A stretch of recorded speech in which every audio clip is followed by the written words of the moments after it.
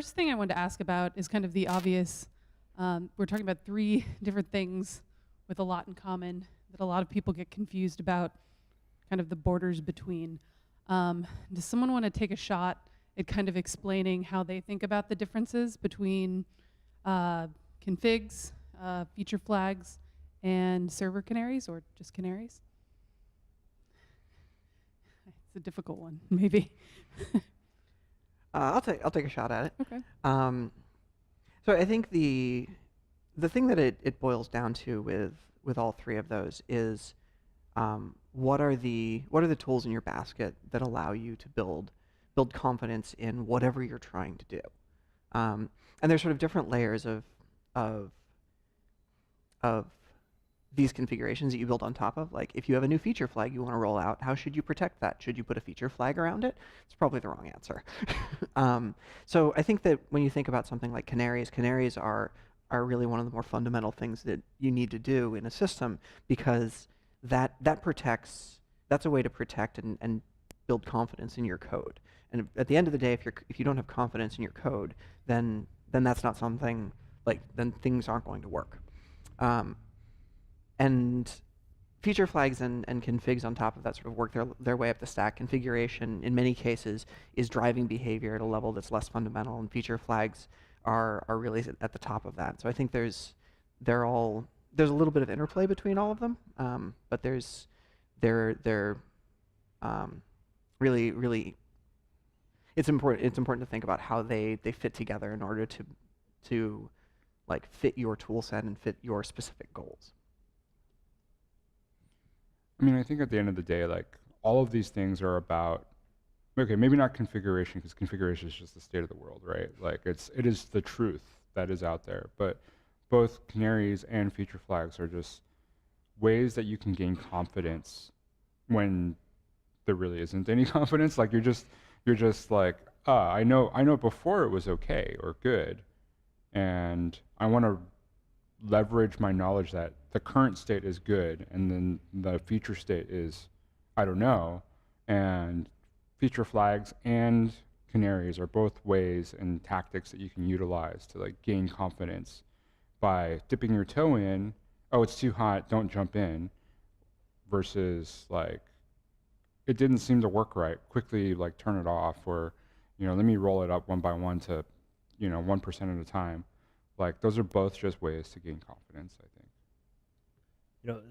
The configuration piece is something we also do quite a bit, and like testing whether or not a configuration works in an environment is pretty straightforward, right? You can deploy that code and not give it production like traffic and test whether or not it works the same way you did in any development environment, right? Can you connect to the database, right? Like that's a pretty thing. That's an easy config change to test in production, just like you did in staging, without doing production load. I think it gets more interesting when you start thinking about like, where am I going to do like a production deployment canary versus like some type of feature flag canary, right? And that like we talk about this a lot. Like, in what scenario would you do one or the other? I don't think that it is you do one or the other. I think there's room for both, right? I think there's definitely room for both. Like there's a lot of releases when you move to continuous delivery, right, and then continuous deployment, right? Like you might not be releasing a huge feature, right? This is just something that's been merged to master, and it's being deployed to production, and it might have some like unforeseen consequences, right? Your production deployment canary is definitely going to catch that, right? But if I have a huge feature, right, that I kind of want to be able to like turn on and off, right, maybe for certain like customers or whatnot, and kind of test that in production, maybe you don't want to go through the 3-hour like canary process that you have to do for your production canary. So I think there's a world, definitely room for all of them, right? Definitely not a choose one. Yeah. Scenario I think there's room for all of them. Yeah. Okay.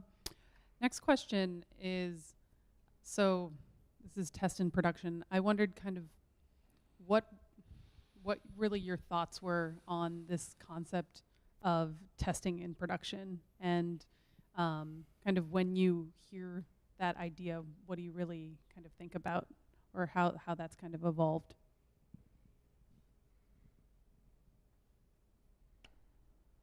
Deep. I think testing in production. I mean, part of it is. I think one of the things that's hard to articulate with this whole concept of DevOps and thinking about the entire system is that the act of making it, like putting it out there, is a part of the planning. Like, it is not, do I make change X? What's the diff? Can I deploy it? It's deployed. It's not simply that. It's also the, do we canary this? Like, what is the best way of doing it? What day do we do it on? The process, who's involved? If we're gonna do a war room, like, who am I calling? Like, what is the process by which we select those people? It's all of that. And like, the idea of testing in production is the confidence of, we've thought about those things. And like the impact of this change is, okay, we just do the defined procedure we set up. Like, we did it already. Like, okay, fine, just hit the button and call the people and hit the PagerDuty, and we're good to go. You know, like, we're confident enough that it's not a big deal. I mean, for us, and kind of like the little bit of the journey that I kind of talked about here, right, where we got to like continuous deployment, and then like there was always still that like manual button at the end, right? That was like, okay, all of our tests have ran, right? We have unit tests, we have these functional tests, we have these massive integration tests that we spent all this time building, right? But at the end of the day, there was still that button that was like, you know, are we okay with this, right? And I think that that's where testing and production comes, right? Like testing and production gave us the ability to be like, you know what? We have these automated canaries, right? We're okay just like releasing it to production, right? So, and I got the feeling that it was like, whatever the investment we made in all of those tests, we would still have had that manual button if we weren't like doing some type of test in production, rolling out a deployment. So, yeah. I have a love-hate relationship with the phrase test in production. Yep. Because I think I like the controversy. because I think the idea is, I'll start with the fun part. I think that test in production puts off a lot of people from doing it at all.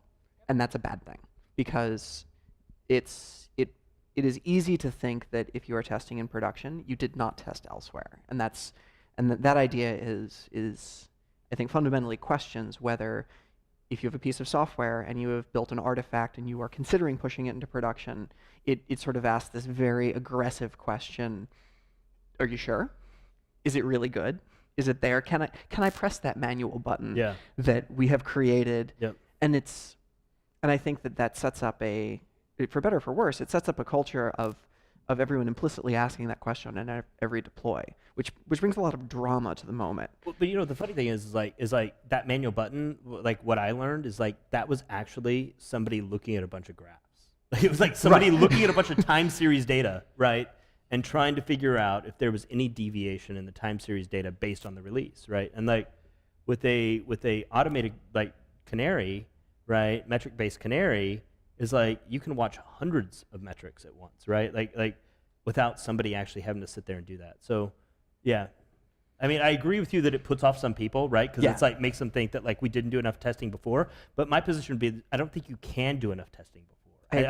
I don't think that it's actually possible to be like, look, we've ran. I mean, unless you spent like tons and tons and tons of money like trying to like emulate production, I just don't think it's worth it, right? So, I absolutely agree. That's one of my coworkers used to work at a place where they spent 10 times the amount on staging that they did on production. Yeah. They still were riddled with bugs. Yeah.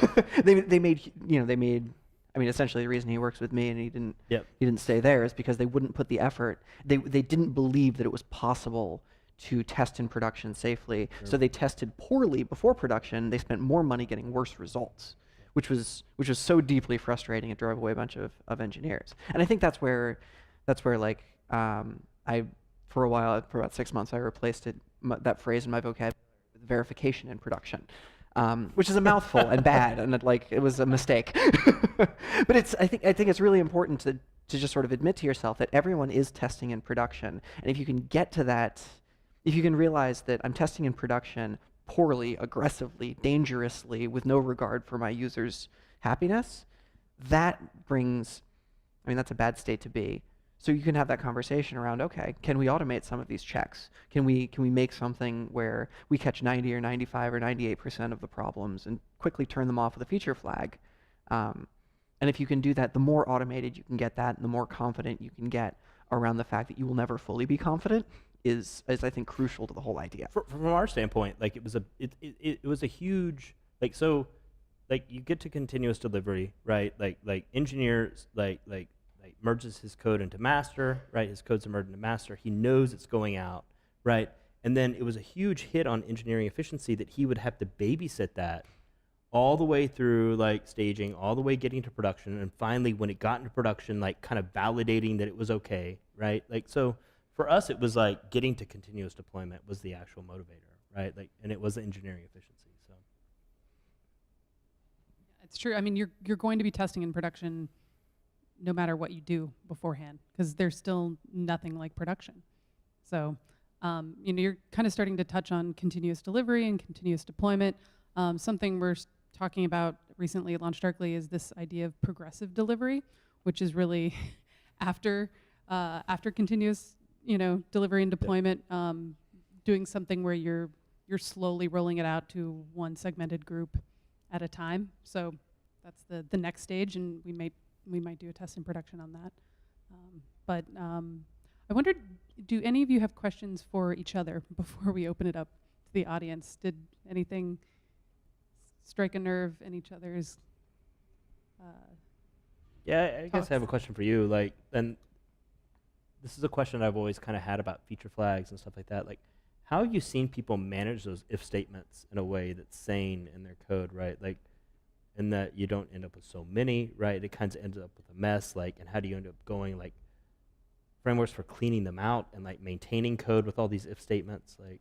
I think there are a lot of structural things from a cultural standpoint that you can do. However, it has to be like a top line metric. Like, you have to, like, be aware, like, hey, we're purposely implementing tech debt. Like, and if you don't stay on top of it, it just proliferates, and you end up in a situation where you're like, is it even safe for me to retire this flag? And you do it, and then it's like, oh, well, everything exploded. That's bad. So, like, we have, like, at LaunchDarkly, even at LaunchDarkly, like, sometimes it is like, hey, let's gather around and, like, this flag, we should get rid of it. Well, it's been in there since, like, 2015. Like, do we, like, what happens if you turn it off and then we do it and it's like, oh, that was not expected. Yeah. But it definitely does, like, it is something that ends up being talked about during engineering iterations. Like, okay, like, we have shipped feature X. Which ones are operational flags that we're going to keep, like, so that we can degrade gracefully, and which ones are just, like, derpy, like, debugging flags that should be retired or should be operationalized into something, like, not the way it is, right? Like, not something that was just in there for the purposes of shipping. Like, it is a discussion that has to be had at, like, the spec level. Like, when we spec a feature, it's like, what does it do, and what business purpose does it, and how are you planning to implement that? Is it one flag, 2 flags, 6 flags, 20 flags? What systems does it touch? How are you gonna propagate that behavior across multiple environments if it's different flags and such? Like, that's a discussion that happens at ideation and spec, and features are not considered done until, like, those things are taken care of. And there's a point at which you just rip them out. Like, once it's just become part, like, do you remove them? Like, you know what I mean? Like, once the feature's, like, turned on, it's going to be on, is there, like, go back and, like, just, like, take out the like? So we have a couple classifications for flags, and we also have these kind of, like, like, flag removal parties. Yeah. Where we'll just, like, okay, guys, like, Thursday we're gonna have a, like, clean up a thon of, like, getting rid of all the flags that don't deserve to be around anymore. But we end up tagging and using filtering to, like, understand, okay, like, for example, like, a functionality, I'm also an incident manager on call a lot. And, like, things we have are like, okay, like, this flag degrades this core function that we have. If this flag should turn on, it automatically pages certain people, such that the the manager of the maintainer of the feature gets paged along with the incident manager on duty, and all those details are captured in the auto log, right? So we certainly have flags that live forever, like and we they're designed to live forever. They have defined, like, hitting this button means that, you know, this system is degraded and you should see this effect, and that's documented. And we have run books on when to hit those flags, and they're parts of like the arsenal of, like, you know, the incident So you manager. have like contingency flags that you like turn on in certain. Okay, that's interesting. We do. Never thought about that. One of the things that we've seen is, and at my previous company, we sort of classified flags in the same way that you're describing, and my experience with them has been that the more complex the functionality of feature flag hides, the higher its value. Going from we're going to roll out our new front end is like that feature flag is worth its weight in gold.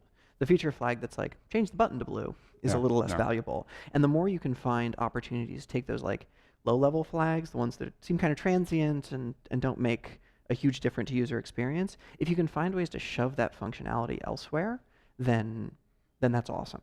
One of the things that we see a lot is like I want to do this release feature flag. If you can push this up into Nginx, HAProxy, Envoy, and say like, I'm going to switch traffic, and then I'm going to tear down the deployment, and no one cares about it, and I never had to change code, that's really valuable, because otherwise you end up with a feature flag per deploy, which nobody wants. Nobody wants. And something that we are like playing with is some heuristic for like, because like that's a well-defined process. Like, oh, I want to do it to deploy, and that, like, it's kind of a low value, but it's super high value flag, but like only in that moment. Yeah, in that moment it's super like high value, but like a year from now that flag is garbage. Like I can't turn it on or off, because like on means status quo and off means completely busted, because like we retired all that old stuff already. So and then but it you know, unless you clean it up, you end up with a lot of those, and you know.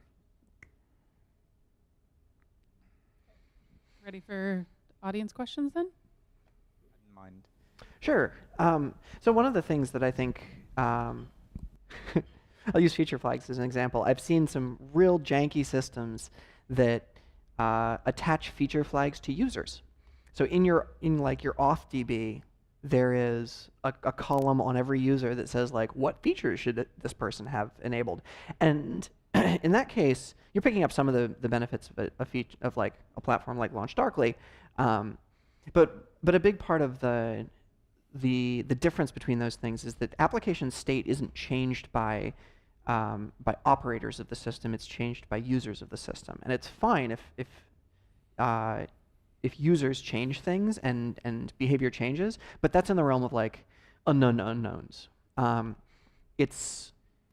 And I think there's trade-offs here, but if you think about the idea of like configuration is something that you desire to be true, application state, moving stuff into application state admits that you may not know what should happen when you set every bit of configuration, and it basically allows you to take parts of your system and say, you know, I'm not going to trust that deployment is a process, is just something that happens. I'm going to have a dedicated set of services, like Spinnaker, that does my deployment for me. And Spinnaker has state, and Spinnaker is an application, and I may have to go debug Spinnaker occasionally, and that's fine.